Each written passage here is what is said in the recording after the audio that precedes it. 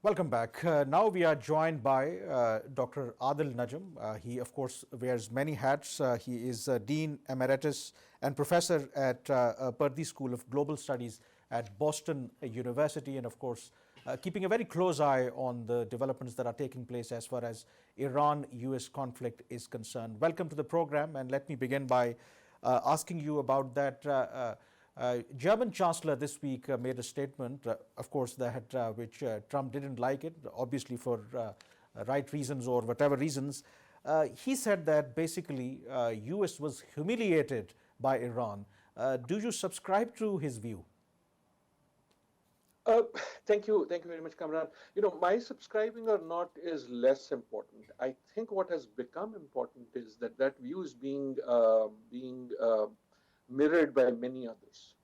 And so you're exactly right. The German Chancellor said this, and it was very surprising. That is not the type of thing one would have expected from the sort of strength of the statement, if you will, and especially from Germany. But even more, you would notice that this week there were hearings in the Congress of the Secretary of War, as they now call him, Hagseth. And the line of questioning from at least half the senators, half the people who were questioning Congress people, was exactly the same. And again and again and again, especially from Democrats, he was confronted with this idea: Are we winning the war? And even the Republicans were asking him more politely, but asking it as a question.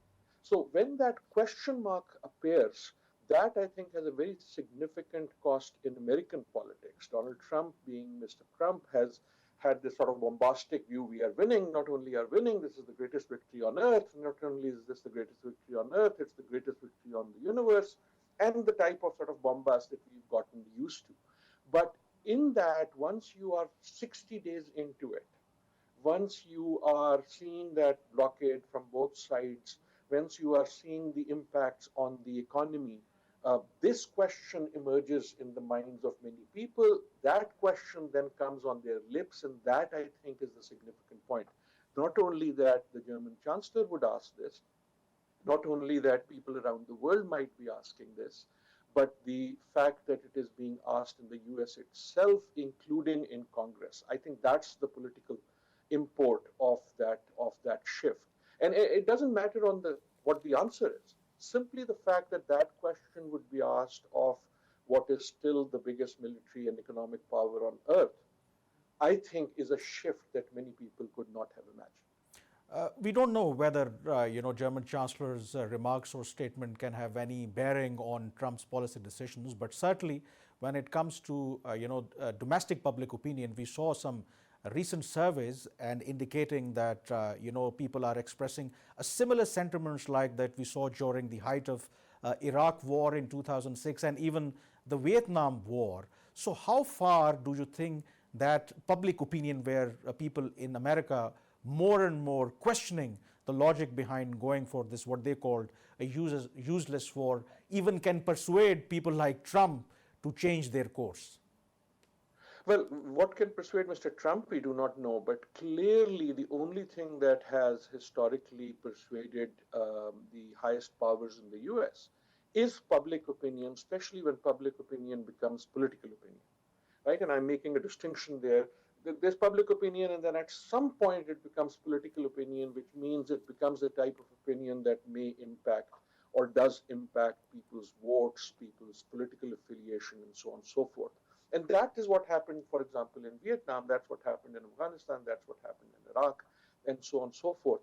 If you look at all of these examples that you gave and then I just repeated, one of the things is that it takes time for that shift to happen. When these things prolong, right? Whether it was Vietnam, whether it was Afghanistan, whether it was Iraq, it is not simply that the war is unpopular, but the prolongation of the war is problematic. And what that means is that when a society thinks it's a superpower, as the US clearly does, it thinks, okay, we will go. So even the Afghanistan war was not unpopular at the beginning.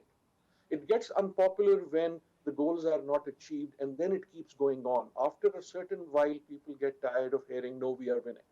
No, we are actually achieving our goals, right? And so the clock ticking is much more important. The reason I say this is in the current scenario, there's a lot of talk about who can wait it out more, right? And Mr. Trump keeps saying, I have time. And the Iranians keep saying, I have time.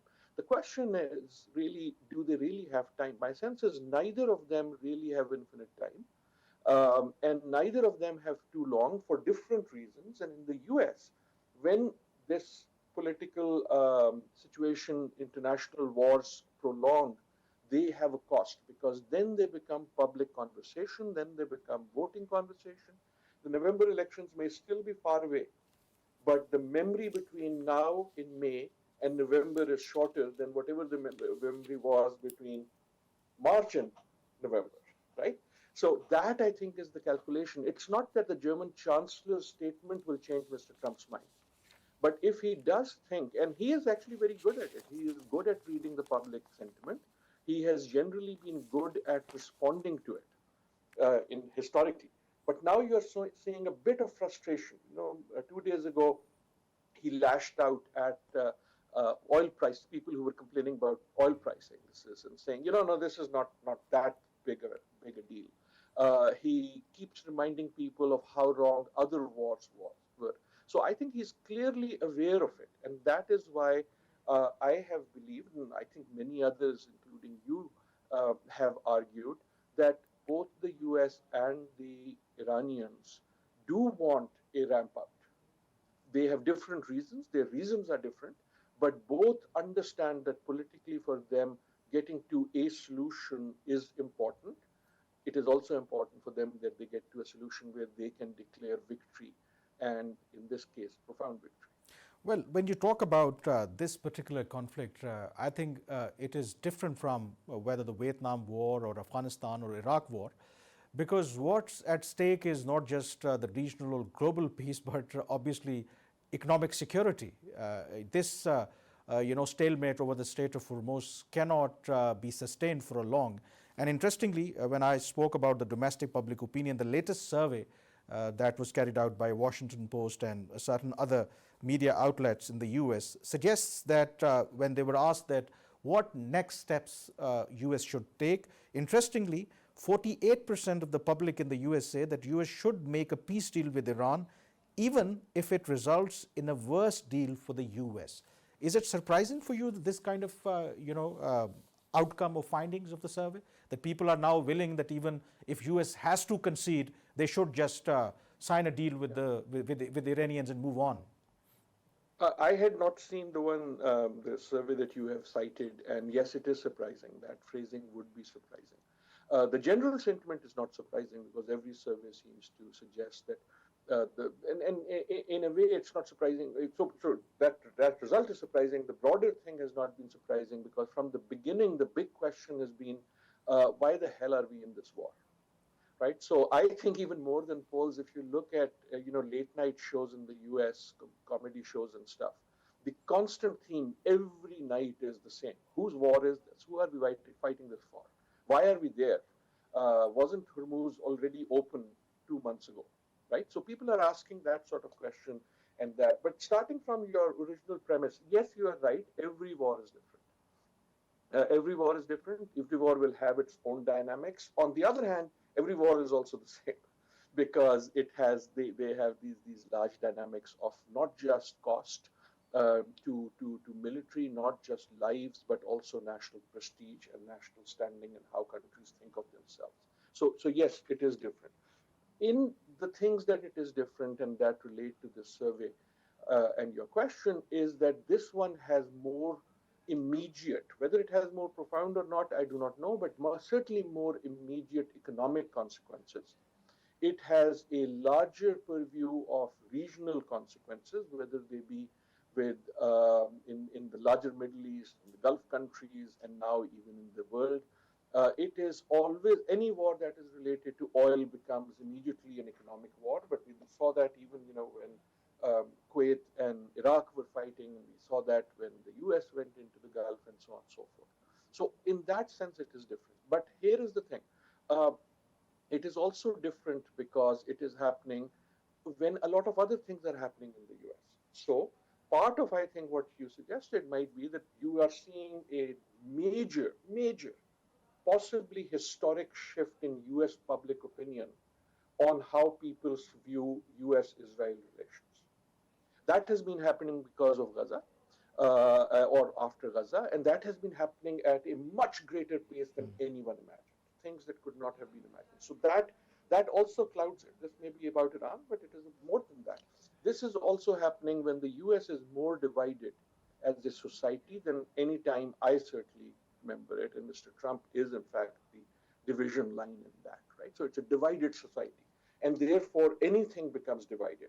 And it was a divided society before this war, the cultural divisions, the social divisions, the economic divisions, the type of political rhetoric that has been happening. So that also is. And finally, it is happening in a very odd economy. This is the most intriguing part. Different parts of the world are seeing the economic repercussions very differently. If you are in Pakistan, you are seeing it as, totally existential. Oil prices are not just going up. In countries, people are talking about rationing. I was in Australia recently. It was seen to be existential. In Japan, they are worried about, how much oil reserves they have and so on and so forth. The US, the economic repercussions are there, but not the same way. Not the same way. It is a big economy. The stock market keeps actually making new records because of earning. It is happening when the big economic story still in the US is not Hormuz and oil. The biggest economic story, rightly or wrongly, on economic channels is still AI and stuff. So what I'm talking about is, yes, every war is different, and yes, that reaction is different, but that reaction is also coming. Finally, there's one other thing in the survey that you mentioned, sorry, allow me to say that, which is that there is also a very large constituency which Mr. Trump does care about, that is concerned that this goes against everything they had voted him in for, right? So he had come in as the guy who doesn't like wars. It turns out he actually loves wars, right? He turned the Department of Defense into the Department of War. He loves bragging about sort of, whether it is Venezuela and so on and so forth. What he doesn't love, and I don't think his constituency loves, is Americans getting involved, bodies coming back, soldiers fighting there, right? The power people love, but the act of war they don't. So in that milieu is where that political opinion is fermenting in the US. And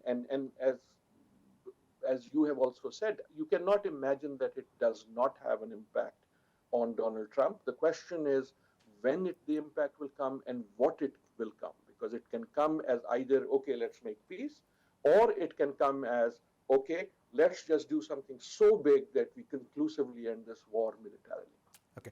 Let me also add, because I talk about the 48% people in the US saying that we should make deal come what may, but 46% saying that yes, that US should make a better deal, and even for that, if they are to resume some form of military operation, so they are supporting it. So certainly the public opinion is divided. Now the question is, of course, what happens next? And of course, US president also needs an off-ramp. So this week, a couple of days back, we saw Iran finally, submitted via Pakistan a revised set of proposals, and that raised a lot of hopes that probably we might see another round of talks between Iran and the US, and that might pave the way for some kind of understanding. But President Trump immediately dampened those hopes, saying that this was not enough. And last evening, he was saying that we were better off not signing any kind of a deal. So what do you think that where, US president could get the off-ramp? Do you think that there is an appetite for resuming hostilities? Because what we saw that right now, after the temporary ceasefire, it appears that both sides, though making public statements, posturing, but they are not ready to go back to the same hostile phase that we saw during last 3 weeks of war, rather 6 weeks of war. That's a good question, Kamran. It's a good question because I don't know the answer. I really don't. You used the word, is there an appetite? My sense is that the inclination in both Tehran and Washington is not to go for hostility. Right? I'll be careful on my words. So the inclination is they would prefer not to. They would prefer an off-ramp, but they have both now set themselves rather impossible bars. Not only have they set themselves a bar that we have to declare victory, they seem to be setting themselves a bar that the other side has to accept defeat. And that, I think, is not on the cards. Now, whether there's an appetite, again, I come back to your word appetite, whether there's an appetite for going to hostilities in the US or not. In the US, there is clearly a constituency whose preference is to go back to hostility. That constituency partly comes on the behest of Israel, for example, which probably wants more escalation and is probably making the argument, that constituency is making the argument, look, we have weakened them so much, they are really at the edge. If you give one more push, it will fall. And so don't just stop now, because all it needs is this one big kinetic push and it will fall. That constituency might also come from those who think of sort of American power and the theatrics of leaving such a theater without a clear and obvious victory, going back to what we had talked about with the German Chancellor's statement. So there is clearly a constituency. Now the question is that constituency going to push Mr. Trump enough? I don't think. I think if anything, he's on the edge. And the question is whether that constituency will push him, or some sort of constituency that is probably also there, which is saying, make the best of this. Dr. Adil, we are running out of time, but I would want you to very quickly comment on another key factor that we should talk about it, because President Trump, as you know, that is going to travel to Beijing in a few days' time. So some people believe that obviously before that very important China visit, summit with President Xi, he wants to close this Iran war and discuss broader issues. Do you think that his potential visit to Beijing could provide us some silver lining, could be a factor that pushes President Trump to agree on some kind of arrangement with Iran to close this war and focus on broader issues? Very quick comment. Yes, it could. Yes, it could. But also, I think it is one of many things that could. I don't think he will do it only for that reason. And frankly, by now, understanding Mr. Trump's politics, he can also go with the war continuing and make up some sort of an argument for why. So, but yes, it could. The important thing, and I'm very glad you asked this question, remember we started with the German Chancellor. I think when Mr. Trump thinks of the German Chancellor, he's also thinking about the fact that the German Chancellor has been visiting China. And the Canadian Prime Minister has been visiting China. And EU has been visiting China. China has become, Beijing has become the new Washington. Washington was the place where leaders went. And I think there are many, the international institution has shifted in front of our eyes in the last 5-6 weeks. And for things that were already happening. Amongst those is that the place to go and pay your respects is Beijing. That doesn't mean Washington is not. But Beijing has clearly become a bigger thing. And this is being noticed clearly here. The Chinese visit is not just when Mr. Trump will go there, it is also when Mr. Xi will want to visit. As you know well, this visit has been postponed at least twice. Initially, Mr. Trump wanted Mr. Xi to come to the US, and clearly they did not, because they did not want the type of reception that some leaders were getting at the White House.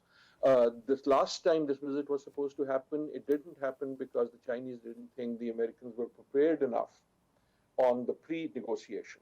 So yes, there is a lot hanging on the Chinese visit. It is very important for the US, but my only point would be that this is one of the things why it is important. But on Mr. Trump's plate, there are also a whole bunch of other things, even beyond this war, that make that visit very important, whether it is relations of China, not just with Iran, but with Europe, with other parts of the world. Dr. Adil Najam, I'm afraid that's the time we have. Many thanks indeed for joining us and giving your insights on certainly the evolving situation as far as this Iran-US conflict is concerned. That's it from this edition of Inside Foreign Affairs. Do join us next week. Thanks for watching.